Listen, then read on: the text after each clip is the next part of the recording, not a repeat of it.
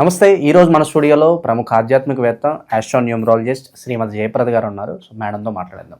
నమస్కారం అండి. నమస్తే అమ్మా. శ్రీమాత్రే నమః. ఆగస్ట్ మాసం, విశేషంగా శ్రావణ మాసం, వృషభ రాశి వారి పరిస్థితి ఏ విధంగా ఉండబోతుంది? ఎలాంటి జాగ్రత్తలు తీసుకుంటే బాగుంటుంది? తప్పకుండా వృషభ రాశి వాళ్ళకి ఈ మాసం అనేది చాలా అనుకూలంగా ఉంది. ఎందుకు అనుకూలంగా ఉంది? రాశాధిపతి వెళ్ళి ద్వితీయ స్థానంలో, కుటుంబ స్థానంలో, ధనస్థానంలో, ఈ స్థానంలో ఎప్పుడైతే శుభగ్రహాలు ఉంటాయో ఖచ్చితంగా శుభ ఫలితాలు ఎక్కువ ఇస్తారు. రాశాధిపతి వెళ్ళి ద్వితీయ స్థానం ఉన్నారు కనుక వీళ్ళకి రావాల్సిన అన్నీ కూడా వడ్డీతో సహా ఇప్పిస్తాడు. ఇప్పుడు మనం వడ్డించే వాళ్ళు మన వాళ్ళు అనుకోండి, భోజనం బ్రహ్మాండంగా ఉంటుంది కదా, అన్నీ మనకు కావాల్సిన అన్నీ వడ్డిస్తూ ఉంటారు కదా. అలాగా వీళ్ళకి ద్వితీయ స్థానంలో శుక్రుడు ఉండడం వల్ల ప్రతిదీ వీళ్ళకి అనుకూలంగా వాళ్ళ ప్లేట్లోకి వస్తుంది. సో అది వ్యాపారస్తులకైనా, ఉద్యోగస్తులకైనా, తర్వాత విదేశాల్లో ఉండే వ్యాపారస్తులకైనా, విదేశాల్లో ప్రయత్నం చేసే ఉద్యోగస్తులైనా, విద్యార్థులకైనా చాలా అనుకూలంగా వృషభ రాశి వాళ్ళకి అనుకూలంగా ఉంది. వృషభ రాశి వాళ్ళు శుక్రుడు ఒక్కడ అనుకూలంగా ఉంది, రవి బుధుడు కూడా అనుకూలంగా ఉన్నారు వీళ్ళకి. అంటే ఏంటంటే రాజకీయ పరంగా ఏవైనా లావాదేవీలు ఉన్నా, గవర్నమెంట్ సంబంధించిన లావాదేవీలు ఉన్నా, గవర్నమెంట్ సంబంధించిన టెండర్స్ ఉన్నా వీళ్ళకి ఈ మాసంలో చక్కగా వీళ్ళ చేతికి వచ్చేస్తాయి. అంటే ఎక్కువ కష్టపడక, ఇంతకుముందు బాగా కష్టపడాలి అయినా వచ్చేవి కాదు, ఇప్పుడు బాగా కష్టపడిపోయినా వచ్చేస్తాయి. ఎందుకంటే వీళ్ళకి లాభస్థానాధిపతి శనేశ్వరుడు కూడా వక్రించి ఉన్నాడు. అందువల్ల ఏంటంటే ఏదైనా కాస్త ప్రతికూలం తెప్పించుదాం అనుకున్న శని రాహువుల వల్ల ఇబ్బంది వచ్చినా, దశమస్థానంలో రాహు కదా, దశమస్థానంలో రాహు ఎప్పుడు కూడా వీళ్ళకి కాస్త ఇబ్బంది పెట్టే అవకాశం ఉంటుంది. కనుక శనేశ్వరుడు వక్రించి ఉన్నారు కనుక రాహు కూడా ఇక్కడ ఏమి వీళ్ళని ఇబ్బంది ఏం పట్టడు. ఖచ్చితంగా ఆ ఫలితాలు వీళ్ళకి అందుబాటులో వచ్చే అవకాశం ఉంది. అంటే కర్కాటక రాశిలో వీళ్ళకి రవి బుధుడు ఇద్దరు కూడా చాలా యోగ్యంగా, ఎప్పుడూ లేని విధంగా చాలా చక్కగా మాట్లాడతారన్నమాట. అంటే కమ్యూనికేషన్ స్కిల్స్ చాలా ఎక్కువగా అభివృద్ధి అవుతాయి. మామూలుగా వృషభ రాశి వాళ్ళకి కమ్యూనికేషన్స్ అంటే ఏదైనా పాడమంటే పాడేస్తారు, సింగర్స్గా ఉంటారు ఎక్కువ మంది ఆ వృషభ రాశిలో ఉన్న వాళ్ళు. ఎందుకంటే వాళ్ళ ఆలోచన విధానం ఎలా ఉంటుందంటే భావోద్వేగాలు, అంటే వాళ్ళవి ఎమోషన్లో ఒక డైలాగ్లో కానీ, ఒక పాటలో కానీ, ఒక రాత్రిలో కానీ చూపిస్తారు తప్ప పర్సనల్గా ఎవరు ఏమి చెప్పరు. ఒక పర్సనల్గా మనిషిని చూస్తాం అనుకోండి, ఆయన ఏం చెప్పడు, ఈయనే పాడతాడు అంటే పాడతాడు, ఒక పాట ఇచ్చినట్టుగా బ్రహ్మాండంగా పాడతారు, ఆ గొంతుకి మనం దాసోహం అయిపోతామట. అలా అంత బ్రహ్మాండంగా ఉంటుంది. కొంతమందికి అసలు వాయిస్ ఉండదు, ప్లానింగ్ చాలా బాగుంటుంది.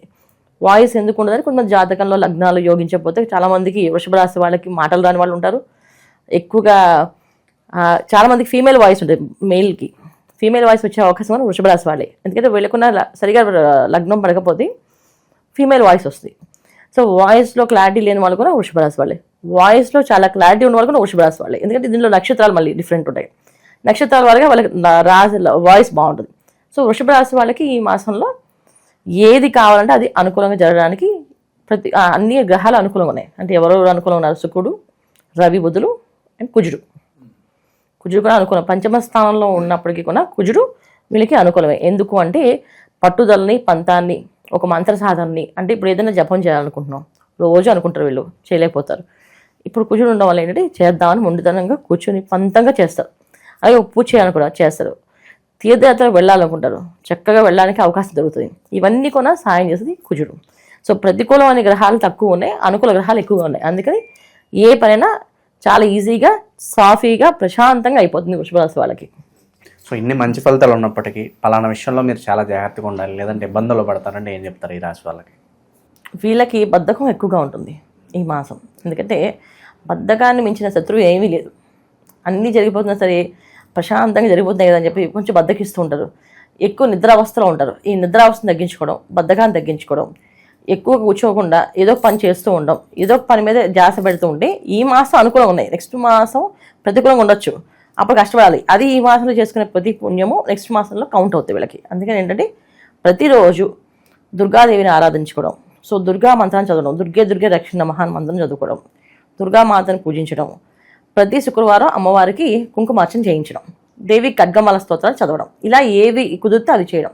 లేదా మాకు ఏం కుదరట్లేదు, ప్రతి శుక్రవారం దుర్గామ్మవారి ఆలయానికి వెళ్ళండి, ప్రదక్షిణాలు చేయండి, కొబ్బరికాయ కొట్టండి అమ్మవారికి, చాలు, అన్ని పనులు విజయవంతం అవుతాయి. అంటే గోచార పరంగా ఇప్పుడు ఫలితాలు ఏమన్నా బాగుందంటే బాగుందని చెప్తారు, కానీ కామెంట్స్లో కొంతమంది మేడం మీరు బాగుంది అంటున్నారు, మా జీవితం ఎలాగే ఉంది మేడం, ఎక్కడ తీసింది అక్కడే ఉంది అని అనుకుంటూ ఉంటారు. ఎందుకు ఇలా జరుగుతుంది అంటారు? ఇది జాతకాన్ని ఖచ్చితంగా పరిశీలించగలమా. ఎందుకంటే మన జాతకం అనేది పురుషార్థాలు అంటారు, అంటే ధర్మార్థ కామ మోక్షములు. ధర్మం, అర్థం, కామం, మోక్షం. ఈ ధర్మార్థ కామ మోక్ష స్థానాల్లో ఏది పడిందో, ఒకవేళ రాశి పడినా ధర్మంలో పడితే వాళ్ళ జీవితం ఒక విధంగా ఉంటుంది, అది కామంలో పడితే అది ఒక రకంగా ఉంటుంది, అర్థంలో పడితే ఒక రకంగా ఉంటుంది, మోక్షంలో పడితే ఒక రకంగా ఉంటుంది. సో వీళ్ళు రాశి ఎక్కడ పడింది, తర్వాత రాశి అంటే చంద్రుడు ఉన్న రాశి, అంటే వీళ్ళు పుట్టినప్పుడు చంద్రుడు ఎక్కడున్నాడో దాన్ని రాశి కింద లెక్కేస్తాం.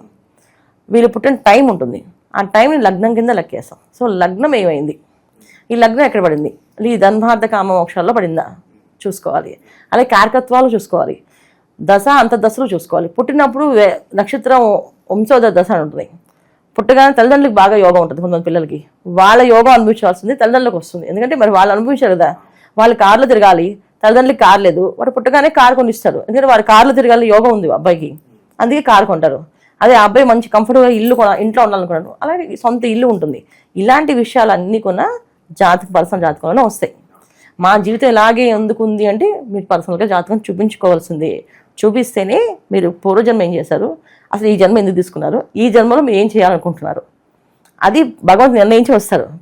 భూమి మీద ప్రతి ఒక్క మనిషి భూమి మీద రావడంతో ఒక ఆశయంతో వస్తారు. ఆ ఆశయం అనేది ఏంటి అనేది తెలుసుకోవాలి. అలా తెలుసుకోవాలంటే మన జాతకం చూసుకోవాల్సింది. అంతేగాని మన గోచార ఫలితాలు మన పర్సనల్ జాతకానికి ఎప్పుడు కూడా అంటే పర్ఫెక్ట్గా మ్యాచ్ అవుతాయని కాదు. ఒక్కొక్కసారి ఏంటంటే ప్రకృతి మనకి సహకరిస్తుంది. గోచార ఫలితాల్లో అనుకూలంగా ఉంటే మన జాతకంలో ప్రతికూలంగా ఉన్నప్పటికీ కూడా ప్రకృతి మనకు సహకరిస్తుంది. ఇప్పుడు నాకు తినే యోగం లేదనుకోండి, సరే పక్క వాళ్ళు తినే యోగం పెట్టే నేను అవకాశం ఉంటుందా, నేను అన్నం పెట్టగలుగుతాను. చాలామంది డైటింగ్ అని చెప్పి తిన్న మానేస్తున్నారు పాపం, ఓన్లీ మన జ్యూసులు ఫ్రూట్స్ తాగుతున్నారు. వాళ్ళు తినే యోగం ఉంది కదా వాళ్ళకి, శుభ్రంగా తెలుసుకునే వాళ్ళు ఆయన ఎందుకు డైటింగ్ చేస్తారు, అది వాళ్ళ జాతకంలో ఉండే అర్థం అన్నమాట. అంటే వాళ్ళ జాతకంలో కర్మ అనుభవించాలి.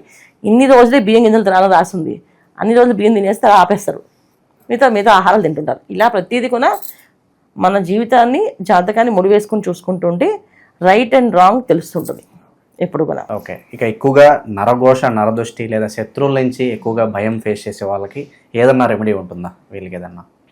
శత్రువుల్ని ఎక్కువ ఉన్నారు అంటే మనం జనరల్గా ఎవరు చెప్తాం, వాళ్ళ జాతకం చూడాల్సిందే. ఎందుకంటే జాతకంలో కొన్ని జాతకాల్లో లగ్నాలు ఎప్పుడు ఏడుపు ఉంటుంది వాళ్ళ మీద, ఆ లగ్నం అటువంటిది, ఎప్పుడు ఏడుస్తుంటారు వాళ్ళ మీద. వాళ్ళు ఏం చెప్పినా వాళ్ళు బాగుంటుంది. ఇప్పుడు ఏంటంటే మనము అగ్నితత్వ రాశులు, భూతత్వ రాశులు, వాయుతత్వ రాశులు, జలతత్వ రాశులు అనుకుంటాం. సో జలతత్వ రాశులకి ఎక్కువ నరఘోష ఉంటుంది. ఎందుకంటే మనం జనరల్గా ఒక మనిషిని ఒక ద్రవ పదార్థాన్ని అంటే నీళ్లు తీసుకోండి, ఆ నీళ్ళని ప్లేట్లో వేస్తే ప్లేట్ ఆకారంలో, గ్లాస్లో వేస్తే గ్లాస్ ఆకారంలో మారుతాయి. సో జలతత్వ రాశుల్లో ఉండే లక్షణాలందరూ ఏంటంటే వాళ్ళు ఏ విషయానికైనా ఎవరితో అయినా మింగిలి అవ్వగలుగుతారు. ఓకే చేద్దాం, ఇప్పుడు వాళ్ళకి అనుకూలంగా చేద్దాం అనుకుంటారు. అది చాలామంది సహించలేరు. మనం ఏం మాట్లాడాం కదా, వీడు ఎందుకు అందరితో కలిసిపోతున్నాడు, ఎందుకు మాట్లాడగలుగుతున్నాడు, ఎందుకు అందరినీ కలిపేసుకుంటున్నాడు, ఎందుకు అందరికి సేవ చేస్తున్నాడు, ఎందుకు అందరినీ కలుపుకుంటున్నాడు అని చెప్పి ఒక ద్వేషం ఎప్పుడు ఉంటుంది, అసూయ అనమాట పక్కనే ఉంటుంది వీళ్ళకి. సో ఇది జనరల్గా కామన్. సో అలాగని మనం రాశి తత్వం బట్టి చేయాలి. ఇప్పుడు చాలామంది అమ్మవారిని పూజిస్తారు, వరాహి అమ్మవారిని, నరఘోష శత్రువులు ఎవరు రాకూడదని వరాహి అమ్మవారిని పూజించారు. అలా మన శుద్ర దేవతని పూజించాలి అంటే ఆవిడ దేవతా రూపం. ఏ శక్తి అంటే మనకి ఆవేశం కోపం రావాలి అంటే ఆ అమ్మవారిని పిలుస్తాం. మనం జనరల్గా మనిషి ఎలా ఉంటారు, అన్ని సిచ్యువేషన్లో ఒకేలా ఉండాలి. కానీ కొంతమంది కోపం వచ్చినప్పుడు కోపాన్ని చూపిస్తుంటారు, కొంతమంది ప్రేమ వచ్చినప్పుడు ప్రేమను చూపిస్తుంటారు. సో ఈ దేవత అందరూ అటువంటి దేవతలు. ఒక్కొక్కసారి కోపాన్ని చూపిస్తుంటారు, ఒక్కొక్క దేవత ప్రేమను చూపిస్తుంటారు. కానీ ఎల్లవేళలా ఒకేలాగా బ్యాలెన్స్గా ఉండే మనిషి కావాలి మనకి. సో బ్యాలెన్స్గా ఉండే దేవతలు ఎవరున్నారో ఆ దేవతను పూజించాలి. లలిత అమ్మవారిని మనం పూజించాలి. ఎప్పుడు లలిత అమ్మవారిని పూజిస్తే మన ఏ విషయమైనా సరే, ఏ సందర్భమైనా సరే మనం బ్యాలెన్స్గా ఉండగలుగుతాం. అక్కడ ఆవేశపడలేము, అంత విపరీతమైన కోపం చూపించాం, విపరీతమైన ప్రేమని చూపించాం, బ్యాలెన్స్గా ఉండగలుగుతాం. సో ప్రతిరోజు లలితా సహస్రనామం చదవడం కానీ, లలిత అమ్మవారికి సంబంధించిన శ్రీమాత్రే నమః అనే మంత్రాన్ని 108 సార్లు చేయడం కానీ చేస్తే చాలా అనుకూలంగా వీళ్ళు శత్రువులు అనే వాళ్ళు ఎవరు లేకుండా శత్రువుని జయిస్తారు. ఇది చేసుకోవాలి వీళ్ళు. ఓవరాల్గా ఈ మాసం అంతా కూడా వీళ్ళకి ఏ విధంగా ఉండబోతుందో మీ మాటలో చాలా బాగా వివరించారు. ధన్యవాదాలు మేడం. నమస్తే శ్రీమాత్రే నమః.